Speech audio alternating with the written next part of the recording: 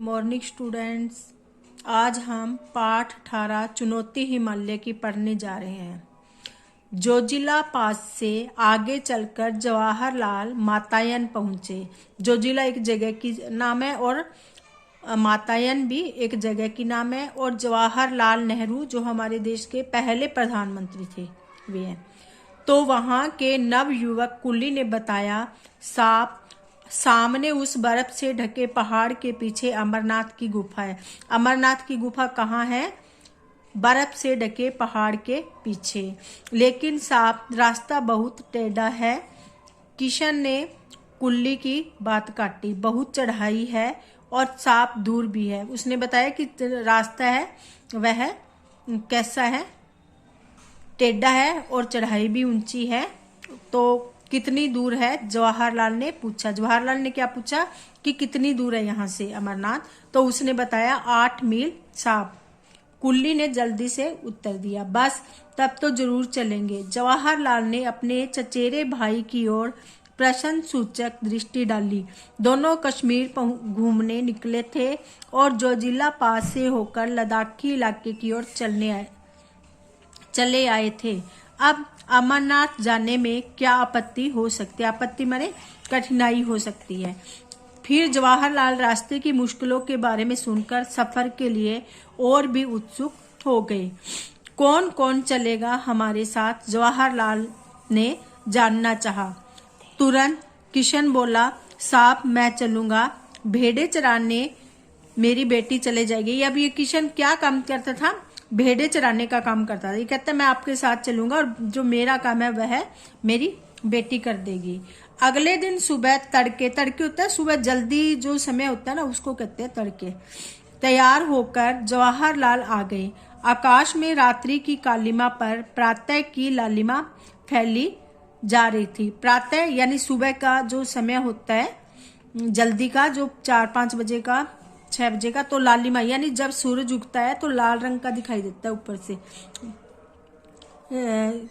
तो लालिमा सी फैलती जा रही थी।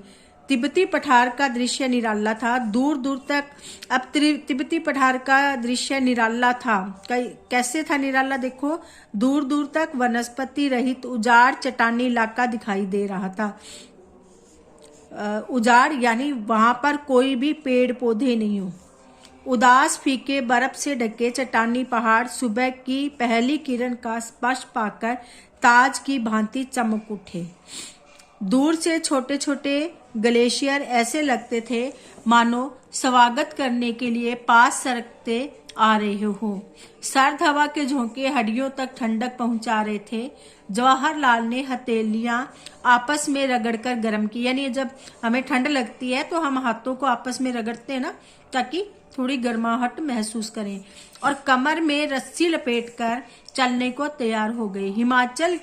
हिमालय की दुर्गम पर्वतमाला मुंह उठाए चुनौती दे रही थी।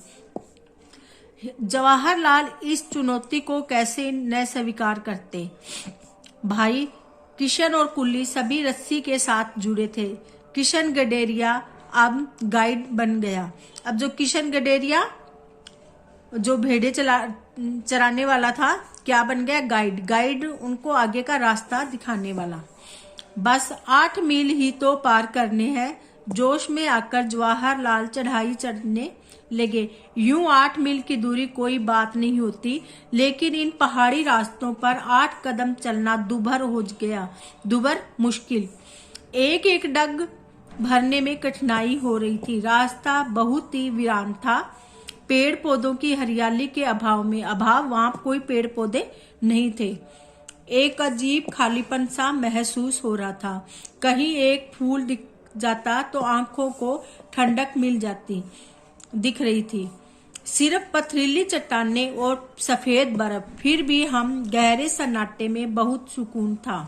एक और सूं करती बर्फीली हवा बदन को काटती तो दूसरी ओर ताजगी और स्फूर्ति भी देती। जवाहरलाल बढ़ते जा रहे थे। ज्यों ज्यों ऊपर चढ़ते गए त्यों त्यों सांस लेने में दिक्कत होने लगी। जैसे जैसे हम ऊपर जाते हैं ना, तो वहां ऑक्सीजन की कमी होती है, तो ऑक्सीजन की कमी के कारण वहां पर सांस लेने में दिक्कत आती है, मुश्किल आती है। तो जो भी जाता है चढ़ाई करता है वे अपने साथ ऑक्सीजन लेकर के जाते हैं। एक कुल्ली की नाक में खून बहने लगा, यानी ऑक्सीजन की कमी के कारण नाक में खून भी बहने लग जाता है। जल्दी से जवाहरलाल ने उसका उपचार किया। खुद उन्हें भी कनपट्टी की नसों में तनाव महसूस हो रहा था। लगता था जैसे दिमाग में खून चढ़ गया हो। फिर भी जवाहरलाल ने आगे बढ़ने का इरादा नहीं बदला।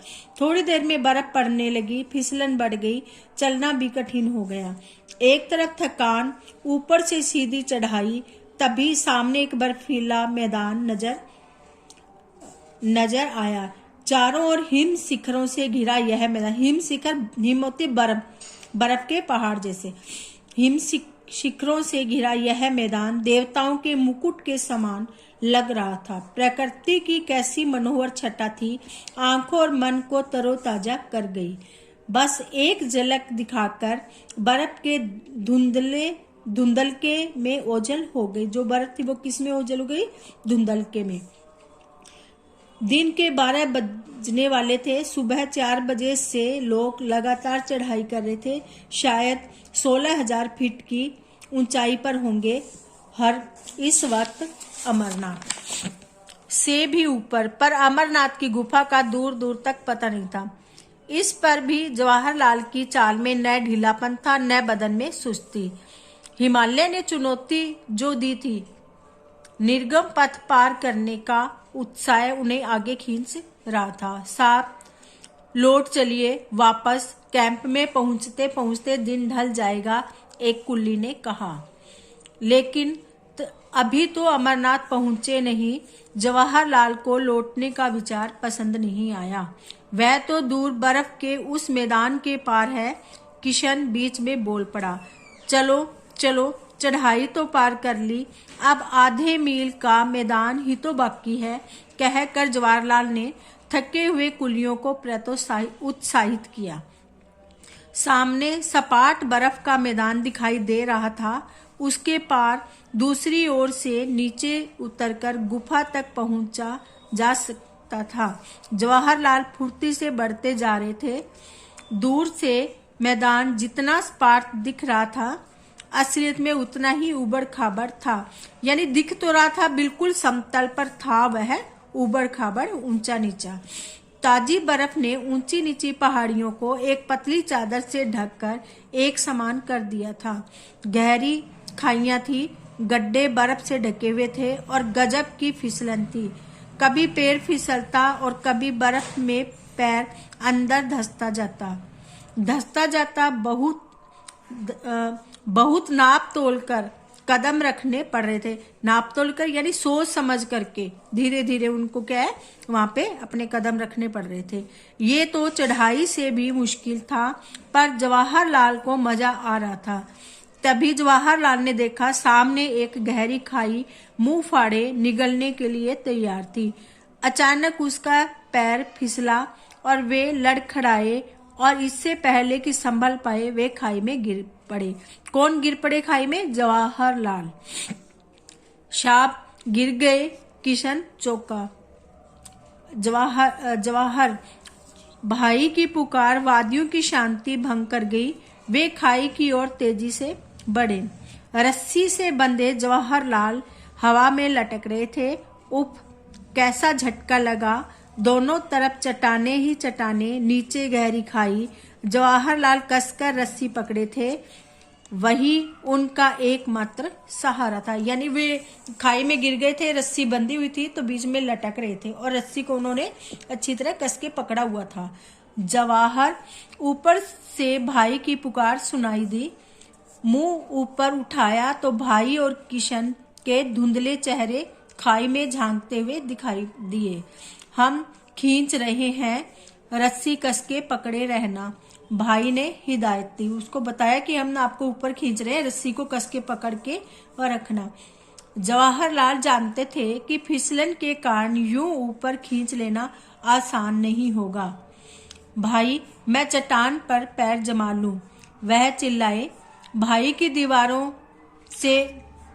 की दीवारों से उनकी आवाज टकराकर दूर दूर तक गूंज गई। हल्की सी पेंग बढ़ा। जवाहरलाल ने खाई की दीवार से उबरी चट्टान को मजबूती से पकड़ लिया और पथरीले धरातल पर पैर जमा लिए। पैरों तले धरती के एहसास से जवाहरलाल की हिम्मत बढ़ गई। घबराना मत जवाहर, भाई की आवाज सुनाई दी। मैं बिल्कुल ठीक हूँ, कहकर जवाहरलाल मजबूती से रस्सी पकड़कर एक एक कदम ऊपर की ओर बढ़ने लगे। कभी पैर फिसलता, कभी कोई हल्का फुल्का पत्थर पैरों के नीचे से सरक जाता तो वह मन ही मन कांप जाते और मजबूती से रस्सी पकड़ लेते। रस्सी से हथेलियां भी जैसे कटने लगी थी पर जवाहरलाल ने उस तरफ ध्यान नहीं दिया। कुल्ली और किशन उसे खींचकर बार बार ऊपर चढ़ने में मदद कर रहे थे। धीरे धीरे सरक कर किसी तरह जवाहरलाल ऊपर पहुंचे। मुड़कर ऊपर से नीचे देखा कि खाई इतनी गहरी थी कि कोई गिर जाए तो उसका पता भी न चले। शुक्र है भगवान का, भाई ने गहरी सांस ली। शाब, चोट तो नहीं आई? एक कुल्ली ने पूछा। गर्दन हिला, कपड़े झाड़ जवाहरलाल फिर चलने को तैयार हो गए। इस हादसे से हल्का सा झटका जरूर लगा, फिर भी जोश ठंडा नहीं हुआ। वह अब भी आगे जाना चाहते थे। आगे चलकर इस तरह की गहरी और चौड़ी खाइयों की तादाद बहुत थी। खाइयां पार करने का उचित सामान भी तो नहीं था। निराश होकर जवाहरलाल को अमरनाथ तक का सफर अधूरा छोड़कर वापस लौटना पड़ा। वे अमरनाथ जाना चाहते थे, पर उन्हें क्या है कि रास्ते में इतनी कठिनाइयां आई और उनके पास सारा सामान भी नहीं था। इसलिए उन्होंने क्या किया कि उस सफर को अधूरा ही छोड़ दिया और बिना अमरनाथ जाए वे वापस लौट आए। अमरनाथ पहुंचने का सपना तो पूरा ना हो सका, पर हिमालय की ऊंचाइयां सदा जवाहरलाल को आकर्षित करती रही। धन्यवाद।